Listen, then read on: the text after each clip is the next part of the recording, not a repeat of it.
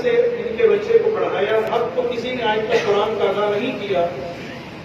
البتہ میں آپ سب کے سامنے چونکہ سب رشتے دار موجود ہیں، جس طرح ہم چاہتے تھے کہ وہ دور دوبارہ سے بحال ہو جائے کہ حفاظ کی خدمتیں ہوں، ان کا اعزاز و اکرام ہو، ان کے لیے دل و جان سے ہم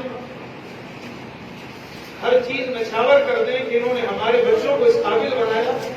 اور در حقیقت استاد کی عزت قرآن کی وجہ سے ہے.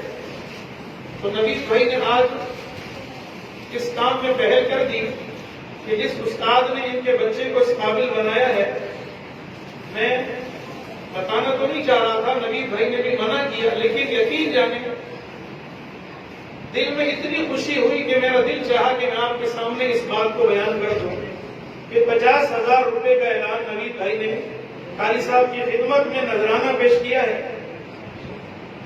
کہ یہ تو صرف قاری صاحب کی یہ خوشی ہے. قاری صاحب آئیں اور مفتی صاحب سے جو ہمارے سرپرست ہیں اپنا یہ ہدیہ جو نوید بھائی نے دیا وصول کریں.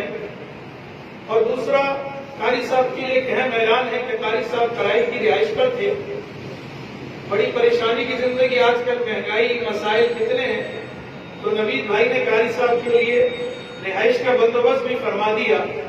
تو آپ سب سے بھی دعاؤں کی درخواست ہے کہ جلد از جلد قاری صاحب کو انشاءاللہ یہیں پر اوپر رہائش بھی بنا کر دیں گے. اسی طریقے سے میں آپ سب کے سامنے کہوں گا کہ قرآن کی محبت کا ثبوت پیش کریں.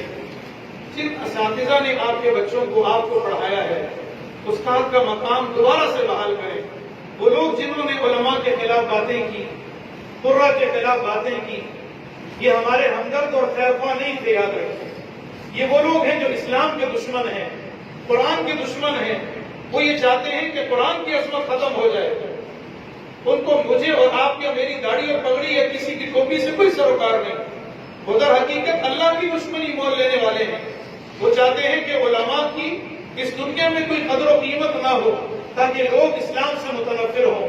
لیکن الحمدللہ آج نوید بھائی نے بات ثابت کر دی کہ ہم الحمدللہ زندہ ہیں، اسلام کی خدمت کے لیے اپنا تن من دھن سب کچھ قربان کر دیں. بہت خوشی کی بات ہے. آپ سب سے بھی یہی درخواست ہے کہ اب اس مجلس میں آخر میں مجلس کی اختتامی باتیں ہیں تو مفتی صاحب سے میں کہوں گا کہ ہمارے سرپرست بھی ہیں. اور ایک بات اہم، جس طرح یہ مسجد آپ سب رشتے دار آ جائے ہوئے ہیں، کچھ ایسے ہوں گے جن کے علم میں ہے، کچھ کے نہیں بھی علم میں ہے. نوید بھائی نے